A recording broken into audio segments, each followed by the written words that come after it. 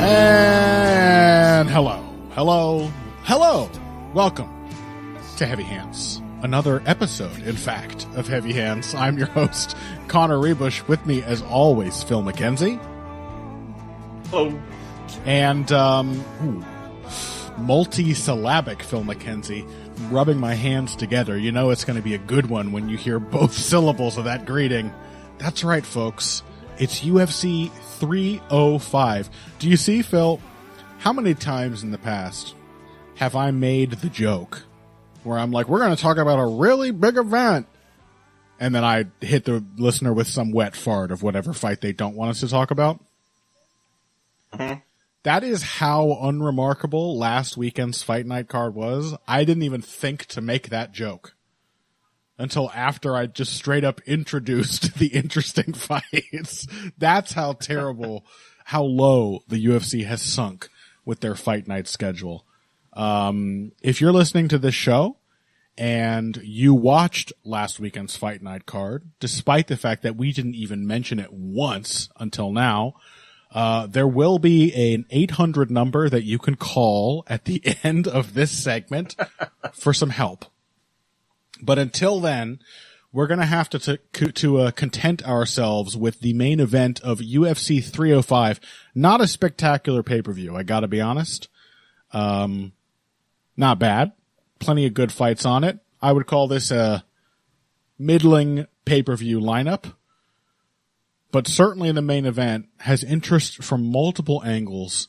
That is Dricus du Plessis defending his middleweight title. Yes, he holds the middleweight title. Did you forget that? I kind of forgot that.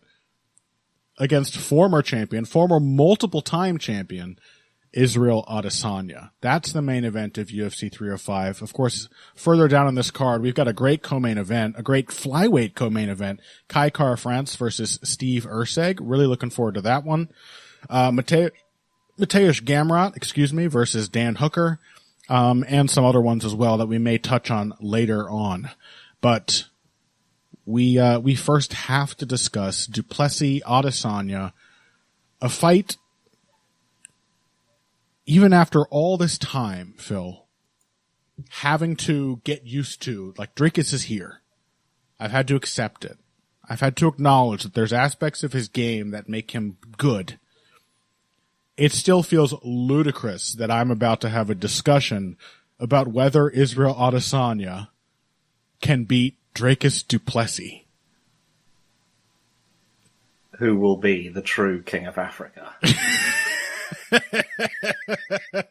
That's the angle I was honestly hoping to kind of talk around that, because as a bunch of people have pointed out, I mean, at this point, I don't know. Is Adesanya a worse person than Dricus? Dricus has his weird, Africa comments, but at least that's like, I wish I could have voted for Obama a third time style of like racial insensitivity. Israel Adesanya has been on a hot streak. He was one of many joining the furor over Imane Khalif at the Olympics because Andrew. Oh, was he? Oh, absolutely. Amazing. Yes. I was making jokes about how incredibly gullible he was, that Andrew Tate mentioned it and he immediately jumped on the bandwagon to get mad about how disgusting this is. So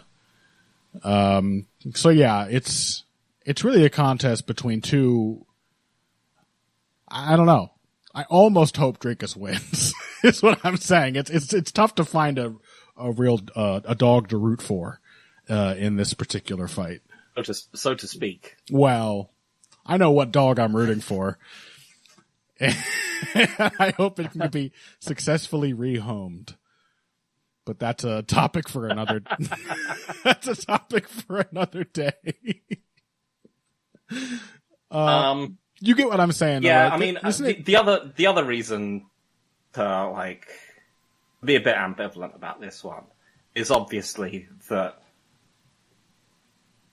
like, for Adesanya, that was a Rose Namajunas, Carla Esparza-esque, what are you even doing here kind of performance in his last fight. Yeah.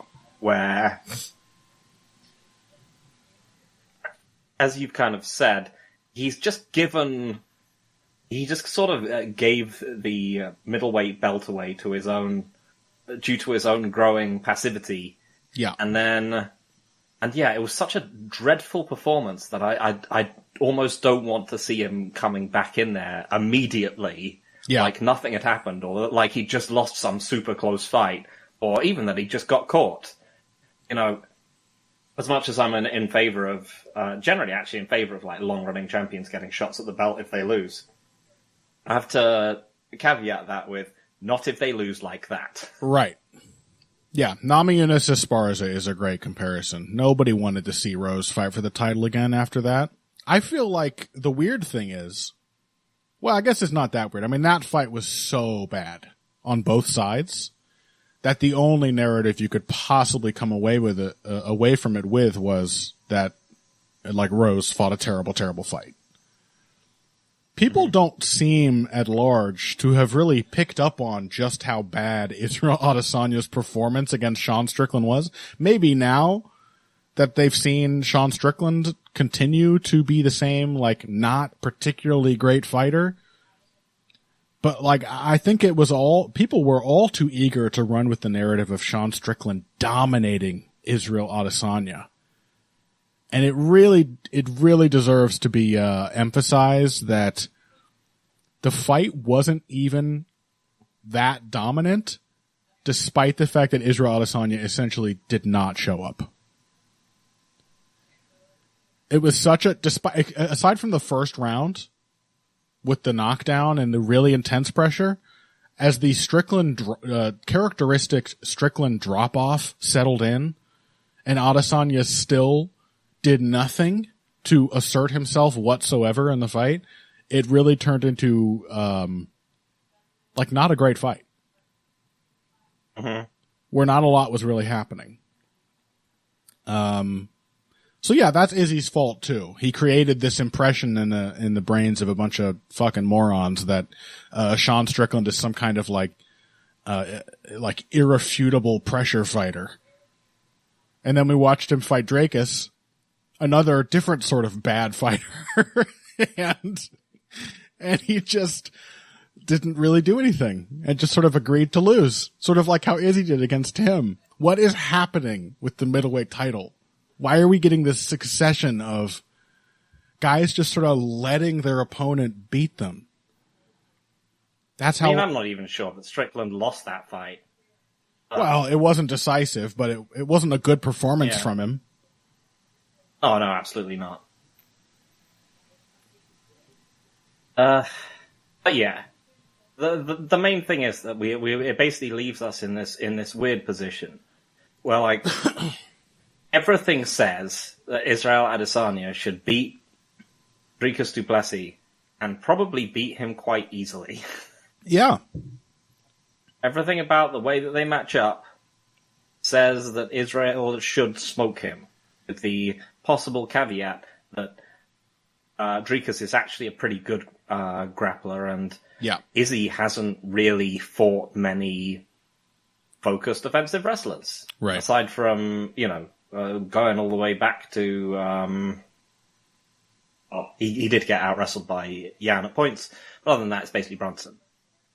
Yeah, and Yoel, who didn't... technique... Yoel, of course, but Yoel didn't even try to wrestle him. Nothing happened in that fight at all. Mm-hmm. Yes.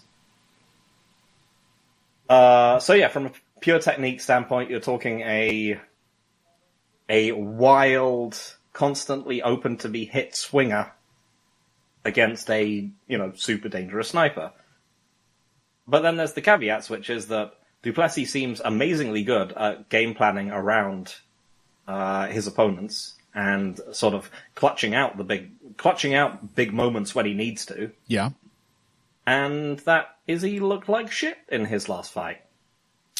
And that him looking like shit was, if it was an off night, I think I'd still pick him here with reasonable confidence. But it's the fact that him looking like shit in that particular way is part of a long-running pattern going all the way back to the Yoel Romero fight, really. Mm-hmm. And then just a long series of opponents, aside from Jan Blachowicz, up until Alex Pereira, who really just like could not convince themselves that he was really as susceptible to like consistent pressure and everything as it seemed. A bunch of people just tricked themselves into thinking that Izzy was like untouchable. Mm-hmm. Which is crazy when you watch the Blachowicz fight. What are MMA fighters doing? This is the thing. Like we mentioned this before the show when you brought up that the Tai Tuivasa Jairzinho Rozenstruik is happening on this card. And I said that MMA has got to be the only sport of its caliber with so many athletes, almost that's characterized, in fact, by athletes who just never get better. Like, you don't see that in other sports. You don't see that to that degree in boxing. Of course, everybody has certain problems that maybe they can't see. They have blind spots, and everybody has like characteristic strengths and weaknesses. But MMA is everybody is just like dyed in the wool. They're sort of the guy they're going to be for years on end, and they don't change. And yeah, I mean, but honestly, the problem with Adesanya was that he did change. That he calcified into a risk-averse. Yeah, in this case, I'm talking about why did nobody pick up on that? Why did nobody think, oh wait, this guy's fighting bad now. I should go out there and beat him.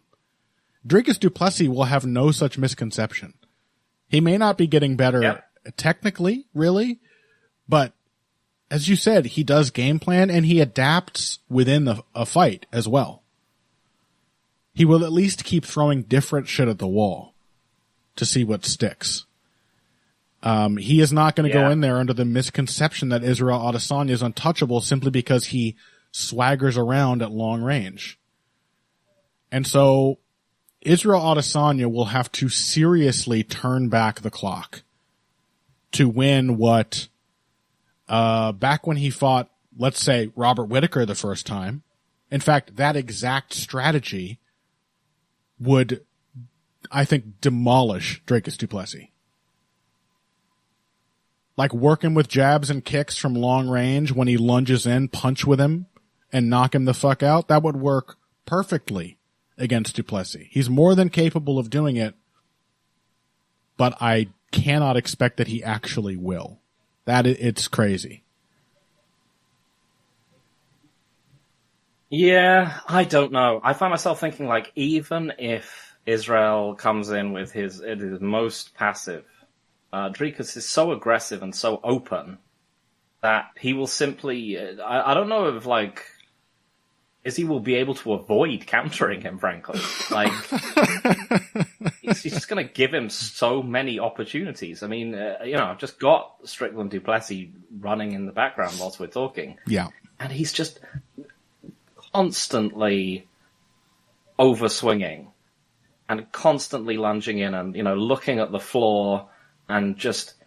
And the thing is that, so much of that fight was the interaction that made that fight, workable for du Plessis was the fact that he's so mentally tough that he was able to sit in that pocket of range where everyone is so uncomfortable against Strickland because du Plessis could simply force his way through it. Mm-hmm. He was actually getting, chewed up a lot of the time in the pocket, but it didn't really matter because he was just confident that eventually he could land a bigger shot, and he was correct.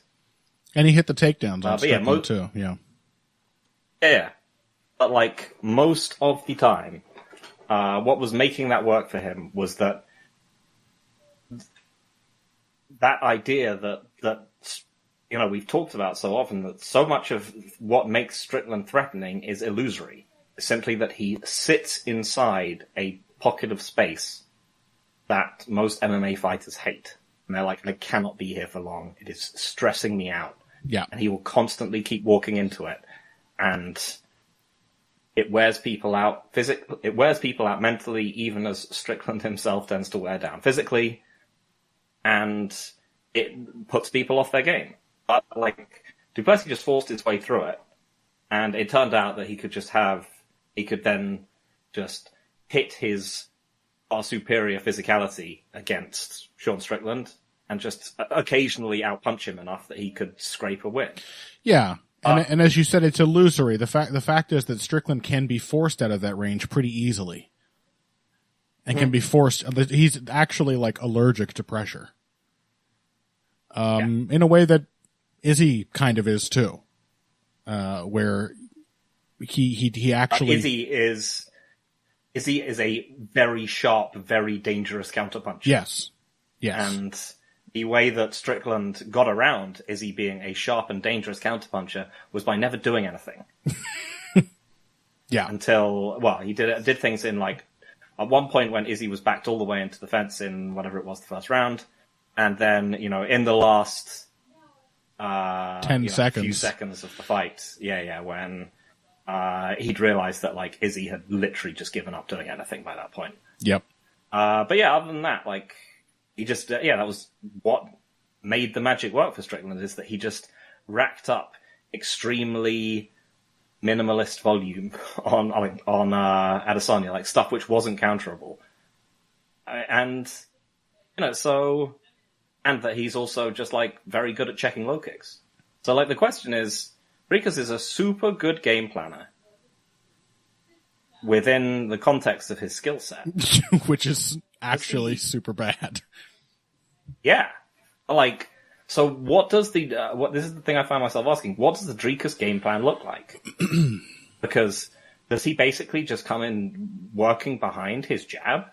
I mean, presumably it will look hideous. Like, but should he just be like doubling and tripling up on his jab? Like, a weird Ben Henderson kind of thing? I'm sure it will look horrible if he doubles up on his jab, but he should probably be doing that. Has he just been working on checking low kicks?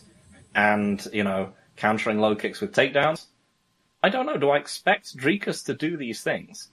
Because even within Dricus's ability to game plan, as you said, it's always coming within the construct of Dricus's game, which is just like windmilling strikes like a drunken orangutan. Yeah. Footwork, an absolute mess, knock-kneed, stiff-legged, stumbling around, overthrowing on literally every punch he throws. I mean, I'm not joking. Like, every punch is overthrown. Yeah. So, I mean, it reminds me of the, it's sort of giving me vibes of the Leon Edwards, Bilal Muhammad thing. Because on paper, he is just, Adesanya is a horrendous matchup for him. But Dricus has consistently overperformed, even in what are considered to be tough matchups. Yeah. Yeah, no, I really think, so what's Dricus's game plan? I think it's very simple. Pressure and wrestling. I think that's what he's going to do. I very much doubt that this will include a heavy focus on double and triple jabs. I don't really know if that's... I think I'm going to say that it will, and they're going to look really stupid. Okay, all right. Maybe, yeah, he's sort of reinvented the double jab in his gym in South Africa while being, having a cattle prod shoved up his ass by his fetishist coach. Did you see that video? That does explain all the convulsions, right? I said, like, yeah. Oh, this is how you strike. They're like, he does it to correct bad habits. And I was like, well, obviously it didn't work, but in a way it clearly did, because the man does... It taught him that to fight is to spasm. Yes. Yeah. He really does fight like a man being electrocuted. So results speak for themselves. Yeah, maybe he will have come in with a novel interpretation, let's say, of the double jab. But I think it's just going to be, he's just going to try to stay on the forward pressure, probably somewhat methodically. I mean, this is the thing. The Strickland fight was a really staid performance from, as far as Dricus fights go. Like, he wasn't doing quite so much crazy lunging forward like he did against like Tavares or Brunson, he was trying to stay at a good range and trying to like counter, and he was trying to be defensive too. I mean, this is one thing I recall praising du Plessis for. It's still an indictment of the division that they can't figure out a way around this, but you do actually have to hit du Plessis while he's throwing in a performance like the Strickland fight or the Whitaker fight, because he actually like he's actually really good at about, he would have to be anticipating when he's going to be hit back. He can feel when he's horribly out of position and off balance, and he will just pinch his elbows together and put a tight shell around his whole head. Now, the fact that even Robert Whitaker didn't once think about ripping a shot to the body when he was doing this, again, is an indictment of the middleweight division and MMA fighters' ability overall to effectively prepare for and adapt to their opponents. You also know, however, that Israel Adesanya will not do that either. No, he's not. He'll body kick. He's not going to... Has he ever body punched? Yeah. There's probably like a half a dozen examples, but it's never been a big part of his game. Probably back in his kickboxing career when he was a much more interesting fighter. Yeah, even then he was probably doing body kicks and knees. That was probably his body work. Yeah.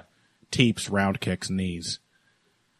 Still, even that, you know, like throw away a 1-2 and throw a step knee to the body, like that would be such a crushing tool to use against Dricus's defense. But I think Dricus is just going to try to pressure him. I think he's going to try to build the pressure as the fight goes on, and I think he is going to dive for Adesanya's legs. And I think it stands a very good chance of working.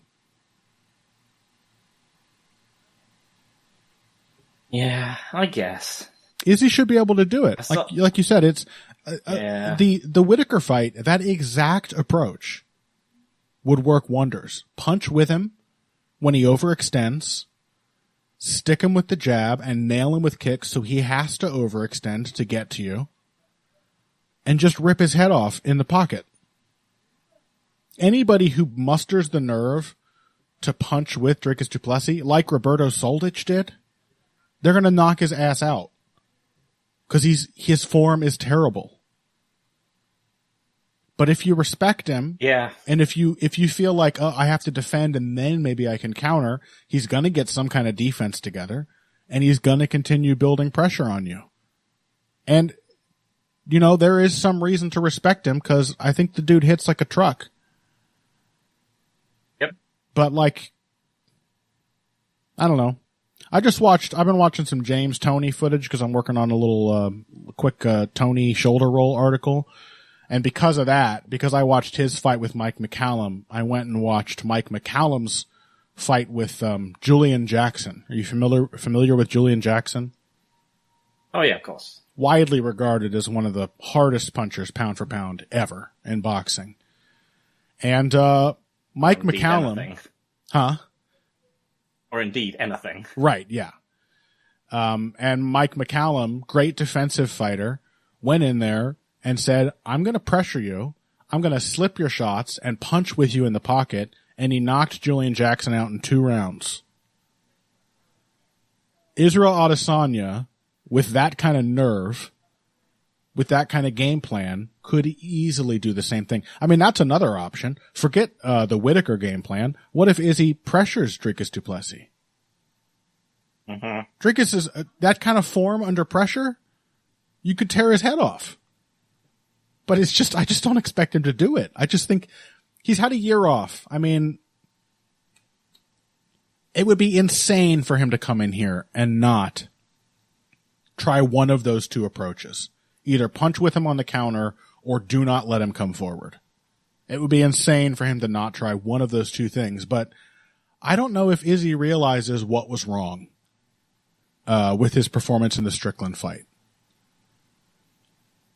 I just don't know. Yeah. I mean, so the other thing about du Plessis, you know, as opposed to like, you know, Bilal as the sort of classical example of someone who's, you know, suddenly able to overperform in a fight, is that Drigas hasn't really ever had that actual coming out party moment where he's had a fight and it's made me think, oh, Drigas is actually genuinely better than I thought he was. Mm-hmm. Every single time he's won, it's just been like, yeah, I guess. Yeah. Always feels like a dumb fluke, doesn't it? Yeah. Every single time it's been a horrifically ugly mess. He's generally gotten hurt, or he's dropped weird rounds, or it's just been like the Strickland fight where you're like, is he winning?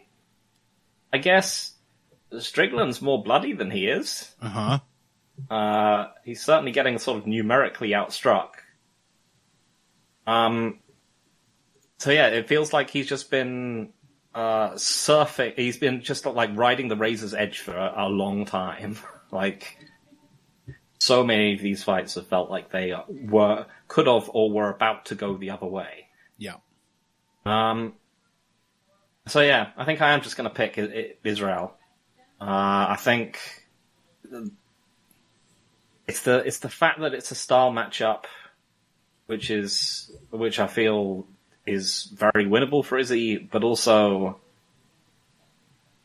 I haven't seen like the immense improvement that we've seen from fighters like Bilal that's able to overcome tough style matchups. Yeah, he just doesn't have the technical base. That Strickland performance from Plessis was very much it makes you ask, would this approach work against anyone except Sean Strickland? Mm-hmm. Leaving all these, the number of times he tried to counter the jab with a spinning back fist in that fight, it like never worked. He just kept going to the well. His ideas are just, they make sense to an idiot. They're so goofy. Like, there's a logic there, but the logic is so ass backwards. Like, oh, this guy's got a difficult jab. I know, I'll twirl at him. Is insane. Mm-hmm. But Sean Strickland does not actually want to mix it up in the pocket, and he is always willing to be the first one to take a step back if you forge in there. He wants to get the hell out of there. Yeah. And there's no actual major punishment for stepping into the pocket. Exactly. Strickland. Yeah. That is the difference between, I think, him and Adesanya. The Izzy fight and this one, is that Adesanya will hurt you very badly for doing stupid stuff. All right, you know what? I'm going to side with you on the not even because I think it's the most likely outcome. I think the pattern of Israel Adesanya's career would strongly suggest that he is going to shit the bed here. Mm-hmm. Even if it's a matchup where he could partially shit the bed and still come out winning it, just because, as you said, his counters are punishing. And he may, in fact, just accidentally hurt Plessis in a way that Strickland can't accidentally hurt anyone. Strickland can barely hurt somebody when he's really, really trying, you know? But really just in that, I want to restore order to the universe. Dricus du Plessis is not a championship level fighter. He is, but he just isn't. He's an absolute mess. His game is complete disorder and disarray. He is never in a good position. All he has is, and these aren't nothing, obviously, but all he has is determination and the fact that he actually pays attention to what his opponent is doing. That's a huge mark in his favor. It puts him ahead of a ton of middleweights, even sometimes Adesanya. He is actually just raw physicality. And the raw physicality, yeah. But I don't know. I'll pick Izzy. I don't feel good about it. You can't feel good about any picks in this one. No. Finding someone who historically shat the bed in their last fight against someone who's, let's be honest, just isn't very good. He just isn't. But what does that matter? This is MMA. Okay. Let's take a break. When we come back, a flyweight co-main event, Kai Kara France versus Steve Erceg. after this. Hey everybody, thanks for listening to this week's Heavy Hands. If you like what you hear, please consider pledging to support the podcast on Patreon. Patreon is basically continuous crowdfunding. You sign up to contribute a certain amount per month to help us with production costs and the like, and in return you get rewards ranging from a mention on the Heavy Hands website to a question or topic of your choice being discussed on the show. We have a lot more in the works to reward you for your help, and we appreciate every contribution. No amount is too small. Just head over to patreon.com and find how you can help out, the only show dedicated to the finer points of face punching. Now let's get back to it. All right, welcome back to Heavy Hands. We're talking about the co-main event now of UFC 305. Steve Erceg versus Kai Kara-France.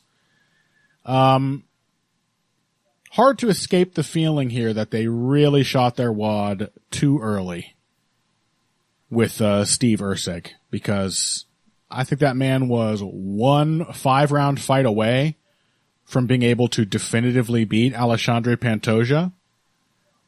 And now he's in a position where he's what? He's going to pick off another top contender, and then where are we? Who's fighting Pantoja next?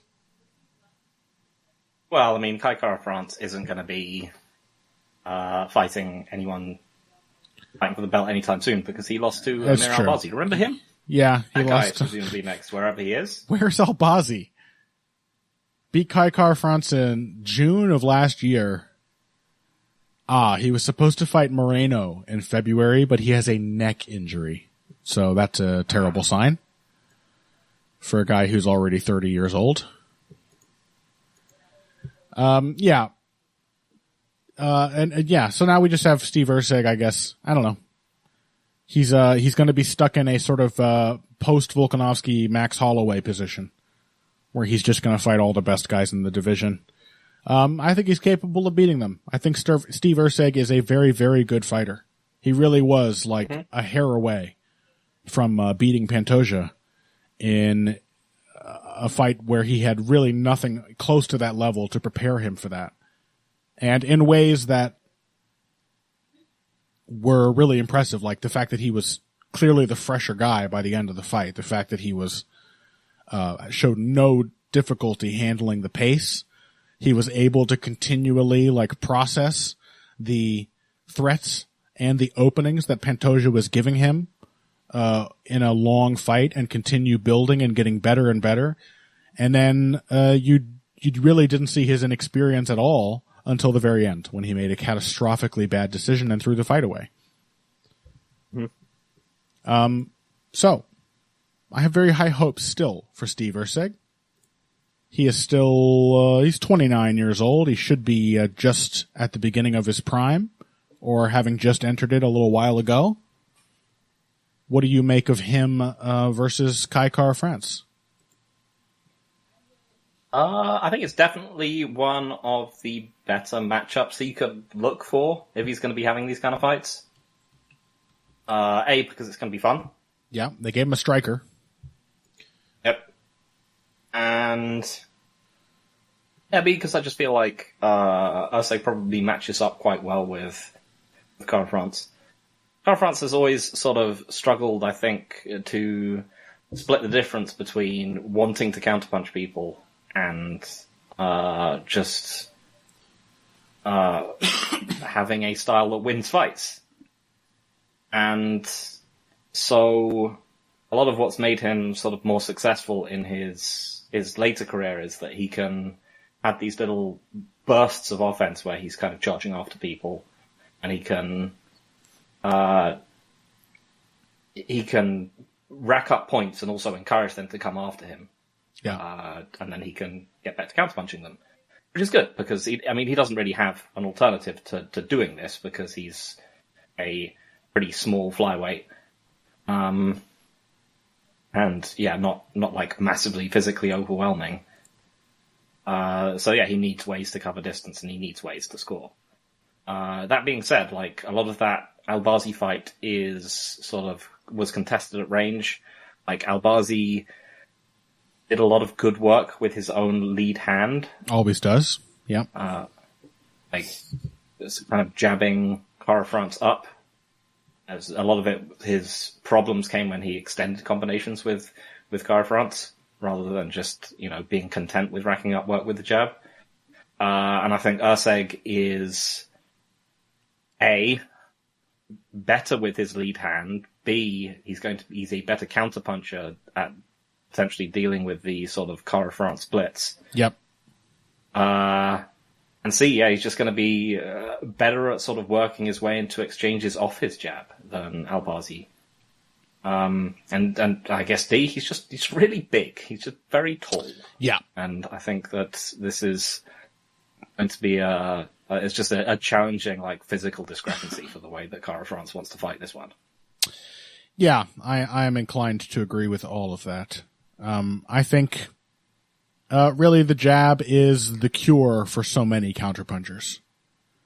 Because the jab is simply the most difficult punch to counter. It's the longest shot in your arsenal, aside from your kicks.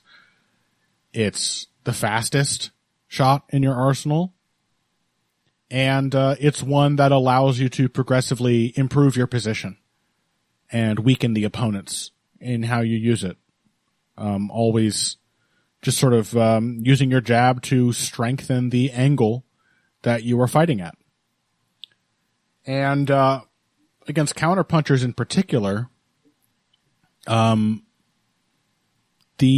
jab is a rhythm breaking tool. Somebody who wants to what a counterpuncher really wants, like Kai Kara-France, is a big swing to time. And the fact that you can double and triple the jab really easily and quickly.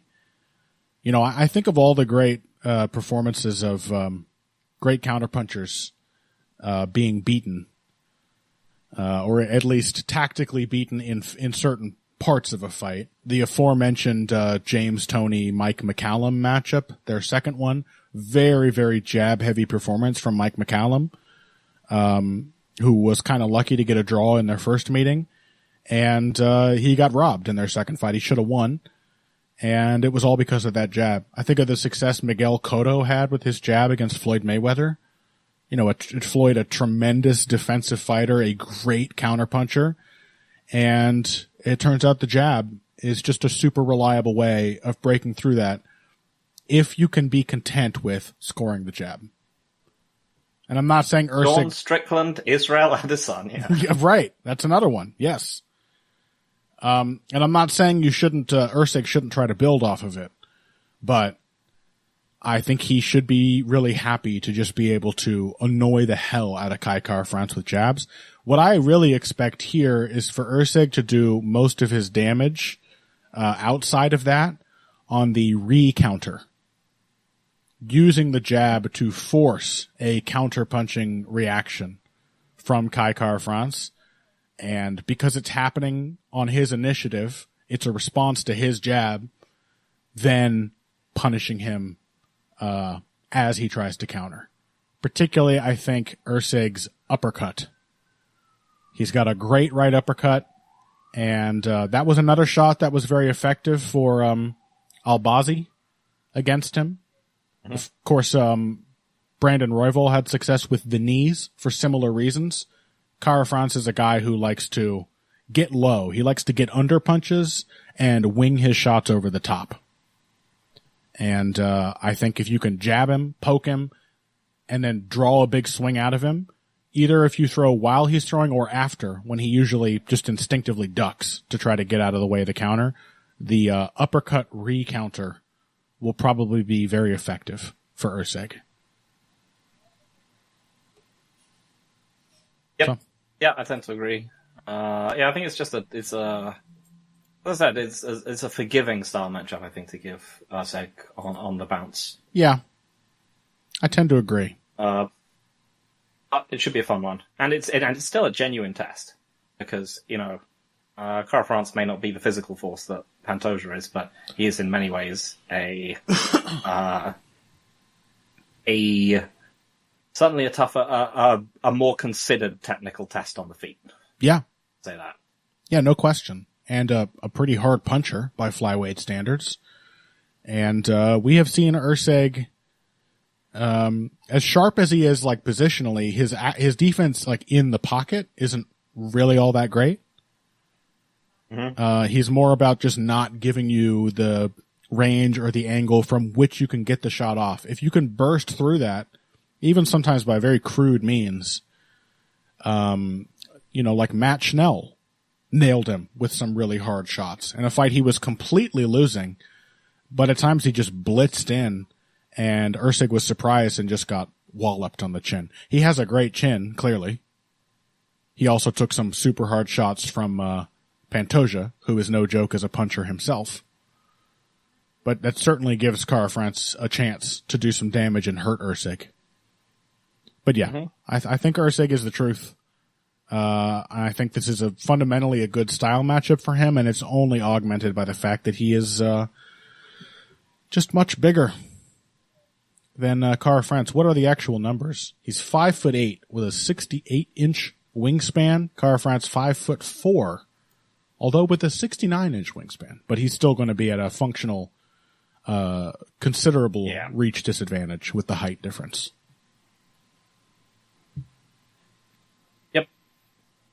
All right. Well, that's really all I got. Should be a fun one, but not too complicated to render a pick on. Let's call that just a short segment 2 and take one more break. When we come back, we're going to try to clean up everything else that we find worth talking about on this card, most notably Tai Tuivasa versus Jairzinho Rozenstruik. I mean, that's the people's main event. Oh, you know what just occurred to me, Phil, before we close out the segment? Huh? The top 4 fights all feature fighters with the exact same accent. Mm-hmm. Isn't that strange? That is bizarre.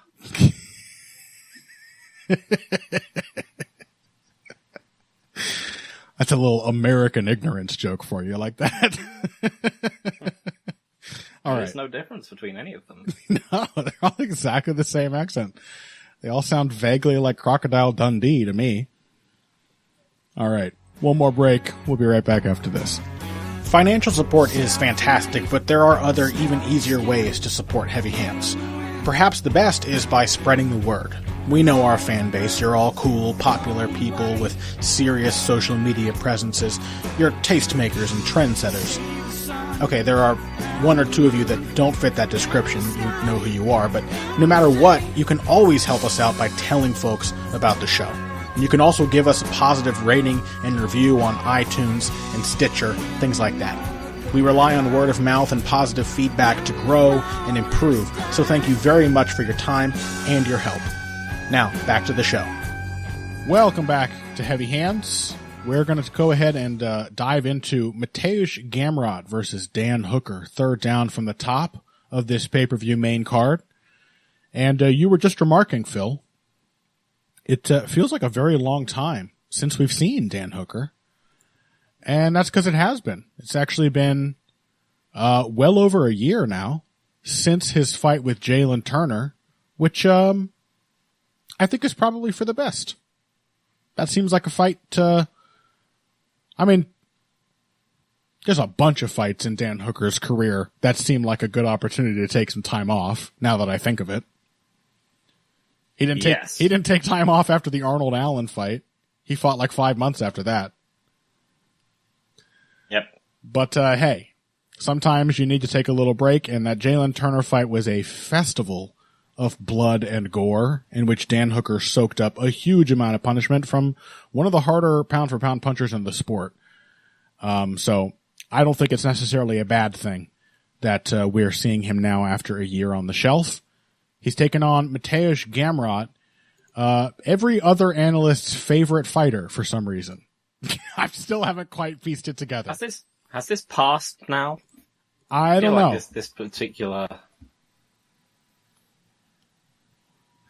I don't know. Yeah, the particular era of gamer love seems to have subsided a little bit. I never really got it. I suppose it perplexed me in a way that my love for Rafael Sunsal probably perplexed people. Mm-hmm. Where there's just like, I don't know. I never felt like, I suppose there was something just kind of broken in Rafael Sunsal. There were certain matchups where he just would not engage, and like he just wouldn't really show up to fight a winning fight.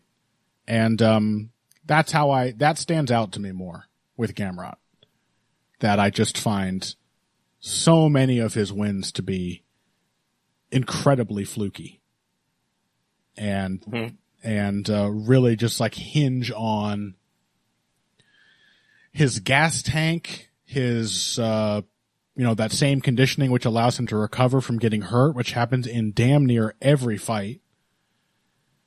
And I don't know. I've just never really been sold on Gamrot, but the results speak for themselves. I mean, outside of the close fight with the super talented and chronically underperforming Guram Kutateladze and a loss to Benil Dariush, he has not lost in the UFC, and he's fought a ton of good fighters. Carlos Diego Ferreira, Arman Sarukian, robbery, but still.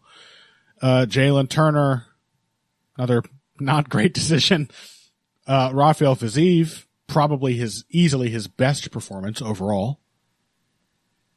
But then, even if it just ended with a weird injury. Yeah, but it was at least one where he looked like he was kind of winning it pretty comprehensively, which is not usually the case in Gamrot fights.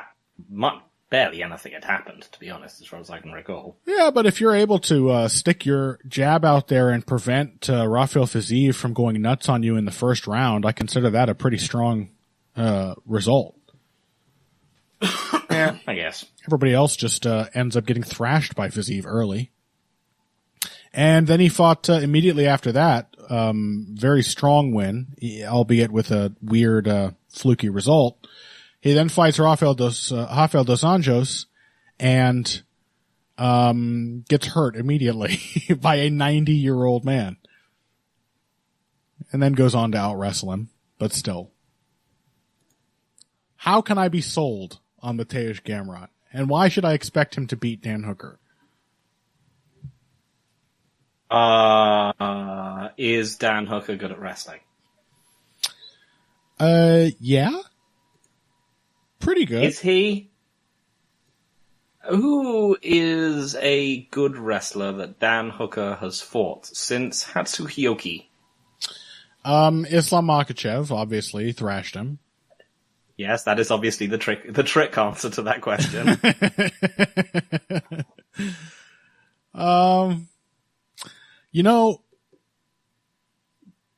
Come to think of it, Phil, a lot of the wrestling you see from Dan Hooker is actually him out-wrestling other strikers.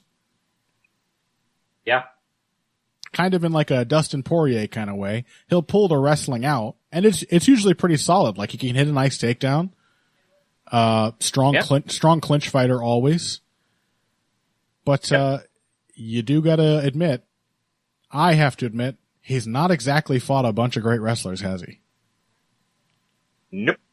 This is the thing, is that, like, his approach obviously seems like it is well built to be like an effective anti-wrestling style, because he's got a pretty strong base. He just does calf kicks, long jabs, and then he's got lots of anti-level change weapons. He's got sort of front headlock series, chokes. He's got stepping knees. So much of his game is built to discourage first layer takedowns. Yep. Knees, uppercuts, head kicks, and the submission game. Yep. Way back in the day when he fought Ross Pearson, he knocks Pearson out, at least partially because Pearson is always level changing and slipping, not as a takedown thing, but simply because that's part of his boxing game. And Hooker is good at forcing people out of position and then punishing them. All of that being said, doesn't actually mean that Dan Hooker is actually good at defending takedowns. And unfortunately, that's just a question where there just really isn't an answer to it, because he, as I said, he just hasn't really fought many wrestlers apart from Islam, who absolutely dusted him instantly. Yeah. Which also, that doesn't tell me much about this fight either. Exactly. Yeah, it's just so he got out-wrestled by the best wrestler, submission grappler in the sport right now. One of the two best wrestlers and submission grapplers, yes, this division has ever seen. Yeah. But it also does mean that... But then you have to ask yourself, like... Mateusz Gamrot was able to edge a decision win out over Arman Tsarukyan in part because he just kept shooting on him. Do I think Dan Hooker is as able to keep his offense going as Arman Tsarukyan is whilst someone is constantly trying to take him down? I have to say the answer is probably no. One of the many things about Dan Hooker that is just that he is a slow man.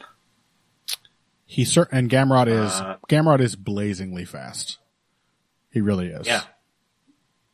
And one of the things, about those fights against RDA and Aziz is that, like, he's starting to throw a bit more with his hands. Yeah. And he's still very fast, and he's just very accurate.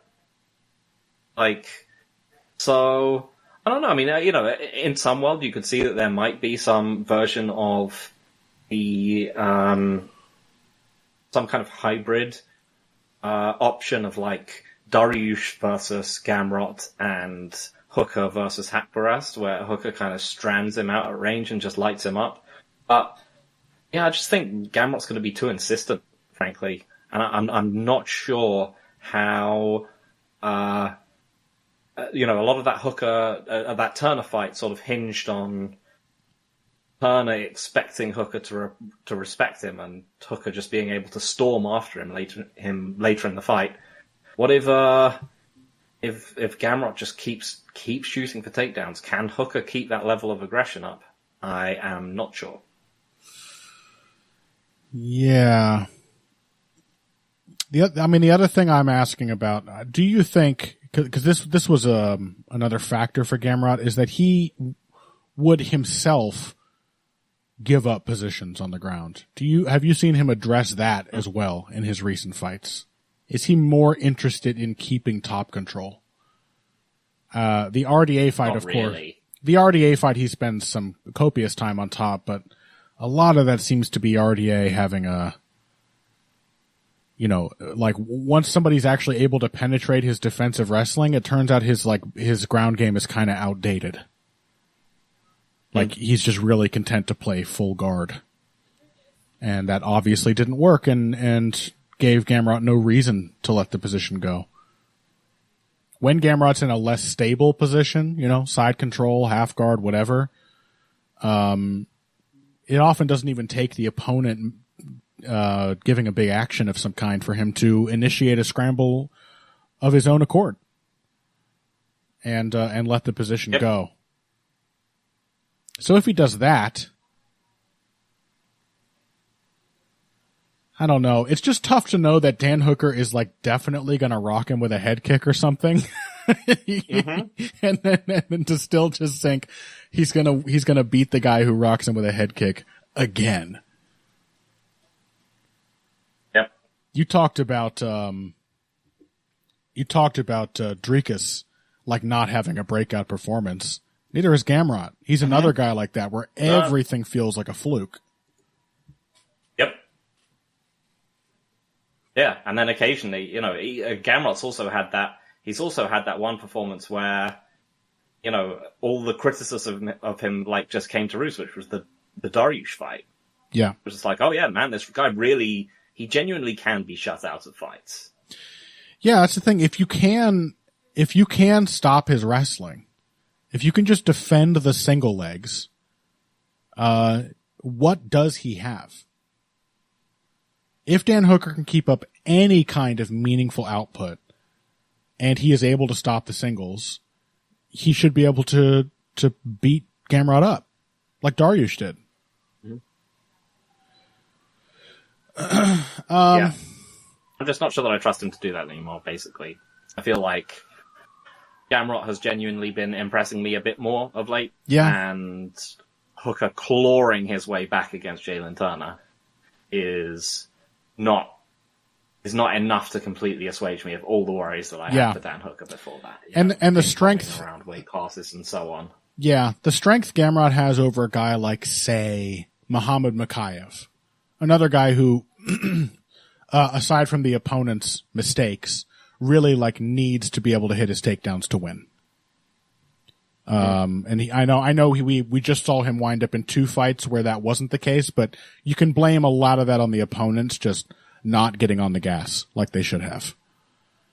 The difference between Gamrot and a guy like Makayev is that Gamrot is actually a really, really good takedown artist.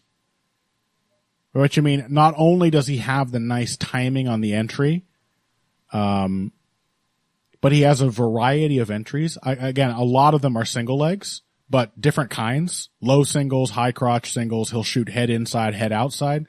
And he also is really quick and insistent about pursuing the finish after his shot, which is a thing Makayev does not have. He doesn't tend to just go to his knees and get stuck. He will continue fighting through the position, and he's got a lot of finishes. He'll run the pipe. He'll knee tap.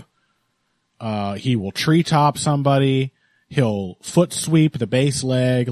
There's a lot of ways Gamrot has of finishing his singles. And you combine that with the fact that he's just really good at getting in on them. I guess I'll agree. How can I be sold on Mateusz Gamrot? I'm just not. You cannot be sold on Mateusz Gamrot. But also, you can't really be sold on Dan Hooker at the moment either. Yeah. Yeah. He is going to get hurt by a head kick. I'll say that right now. It's going to be a head kick or a knee or something. Yeah, okay. You take head kick, I'll take knee. Okay. To a knee. I'll take head kick. And I'll tell you what, one of these days, conditioning and the ability to recover is not going to save Mateusz Gamrot. Somebody is going to knock him the fuck out with these shots that he keeps getting nailed by. Some clean punches you can't survive, and he gets hurt so often. Almost on a basis of once per fight. It's almost that consistent. Yep. So I'll side with you on the Gamrot pick, but another one like the Dricus Adesanya fight where I just don't really trust either of the guys enough to feel confident.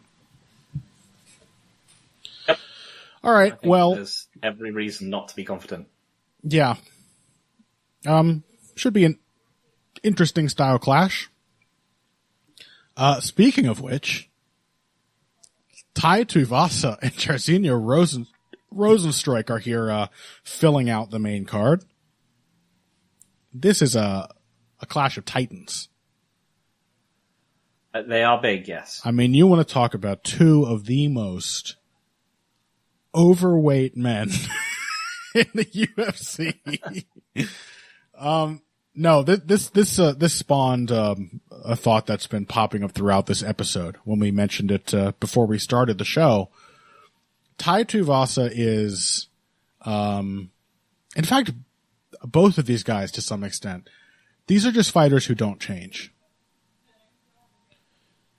You explained it as, I think quite plausibly, that a guy in Tai Tuivasa's position isn't gonna get better because he doesn't really have a team of people focused on his improvement because he doesn't get paid that much. And that probably explains a lot of MMA fighters' tendency to stagnate. Yeah, real sports have lots of people who are very, very invested in making sure that they are basically getting their money's worth from you as an investment. If you are in the Premier League or the NBA or the NFL or any of these other kind of major sporting leagues, there's going to be structures that have been built over time to keep you getting better or to keep you performing well. And MMA just doesn't have that for the most part. Even so, Phil, if you're talking fighter progression and improvement on a budget, if I'm Tai Tuivasa, fire your nutritionist because you don't need it. You're a heavyweight. As long as when you're that fat, you can sweat off 20 pounds, no problem. You know, it's nothing. You're a big dude. You can sweat off a bunch of water. So you can walk around at a pretty comfortable weight. Just, you know, be on a reasonable diet. Save that money. And instead, get some skill coaching. And some people who can help you strategize and improve your game. Because I bet he's paying a shitload of his fight purses to nutritionists and dietitians and whatnot. Mm-hmm. Forget that. Forget strength and conditioning, too. You're a huge heavyweight. You hit like a truck. Get your conditioning from hitting the bag and sparring. And do road work. Be old school. And that way you can spend all of the resources you have on just getting a team of really great coaches. That's what I would say would probably be a pretty reasonable decision for a guy in Tai Tuivasa's position, because he has now lost 4 fights in a row, and he has lost them with the style with which he was barely winning before that. That has not changed one scintilla in the entire time he's been in the UFC. He's a crude striker with terrible defense. He is plodding. He does not know how to throw shots away or throw anything without full power behind it. And he has low kicks. That's it. That's his game. He can't stop takedowns. Mm-hmm. He's dead if he's forced to grapple. That's the whole game. And it has been that game for years.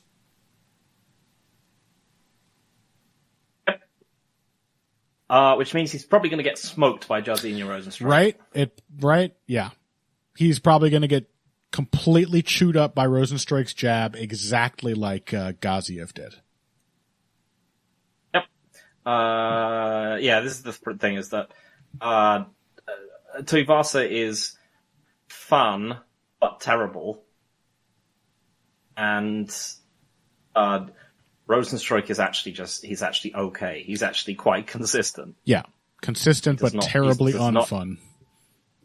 Yeah. He does not actually lose to very many people, and this is a terrible style matchup for Tai Tuivasa, as pretty much anyone with any actual technical base is. Yeah. Doesn't even matter what the technical base is, but yeah. Yeah, I mean, honestly, Rozenstruik, he has plenty of losses in the UFC, but every single one of them are perfectly credible losses. Jailton Almeida, Alexander Volkov, Curtis Blades, Cyril Gane, Francis Ngannou. I mean, you're basically talking a list of all the actually good fighters in the entire division. Yeah. Many of whom are, like Volkov, like much bigger than him, or just have a real investment in a skill set that Rozenstruik does not have.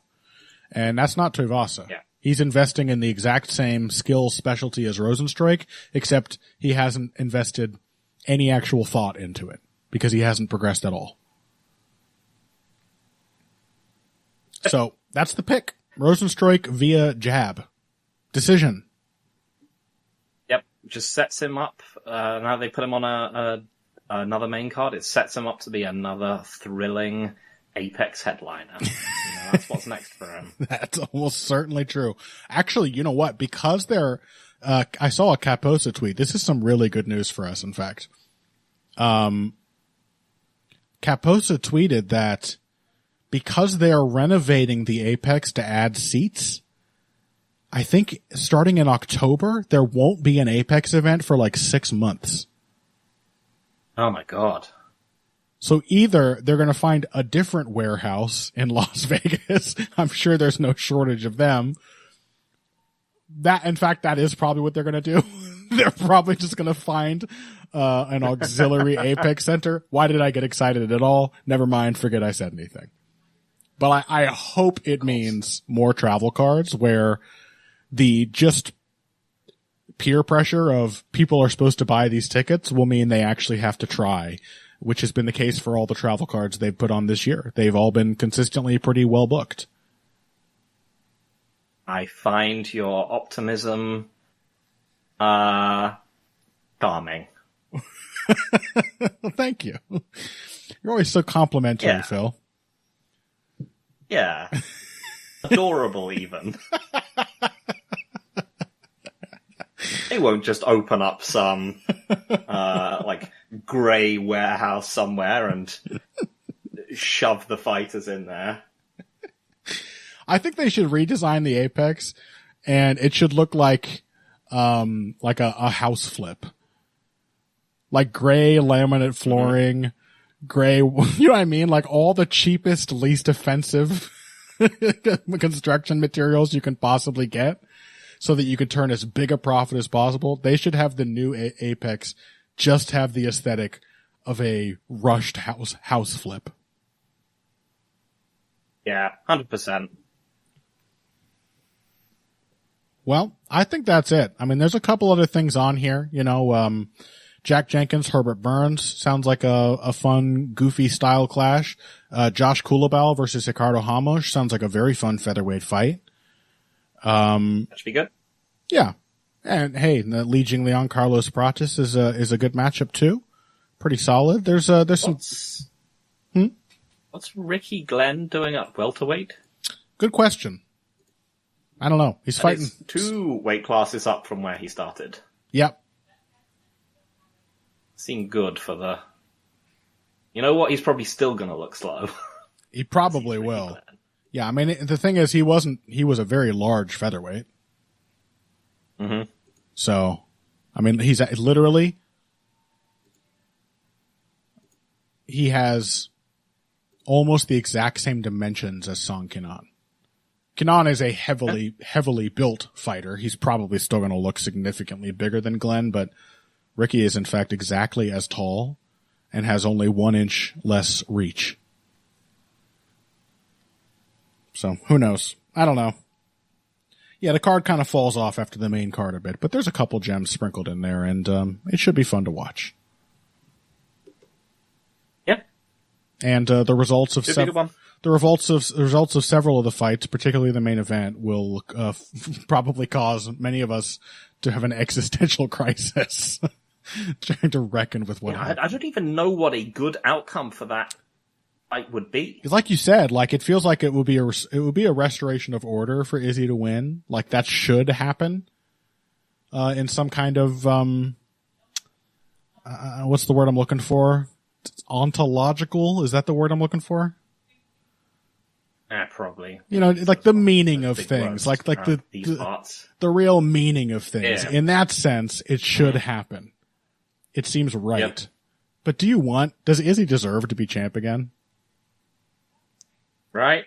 I don't think so. You're going to be really excited about a return to the Izzy era. Yeah, right. I mean, whoever wins this is going to rematch Sean Strickland, probably. Presumably. Although, I don't know, Strickland has spent a lot of time lately biting the hand that feeds. And demanding higher paydays, which, he fully deserves, but they don't like that. Mm-hmm. So we'll see. Anyway, UFC 305. We'll come back next week to talk about it. And it's fortunate we'll have that to talk about because the following event is an Apex event with Jared Cannonier and Caio Borralho in the main event. Okay. Good times. We'll talk to you about that next week. Until then, please find us on social media. Twitter, to be specific. Phil is at Evil Greg Jackson, and you can find me at Boxing Bush.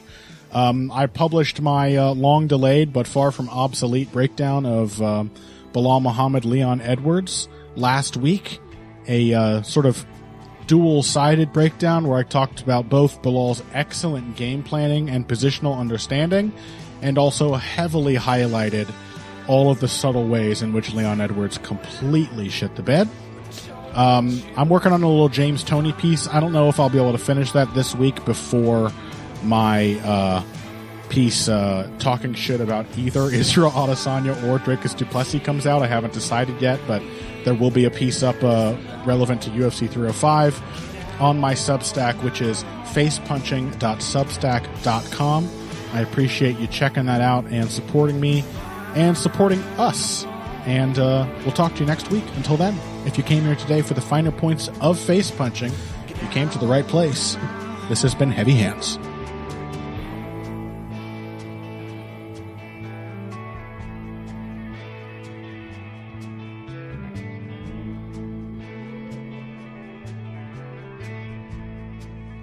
I really feel like Israel Adesanya is like Barack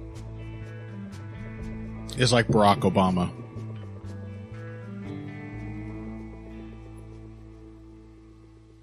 Where like Yeah, I was still going to sit there in silence until you elaborated. Yeah, it's not a race thing, if that's what you were thinking.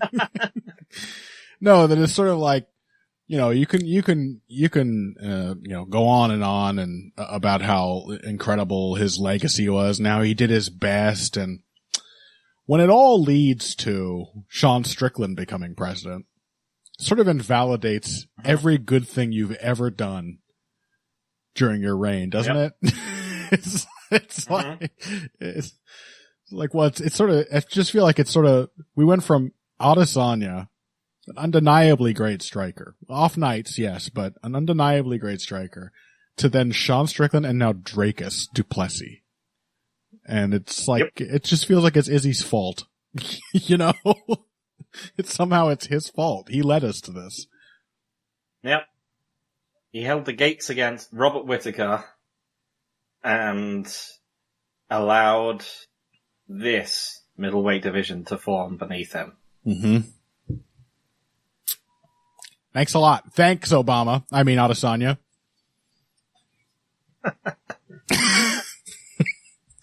All right.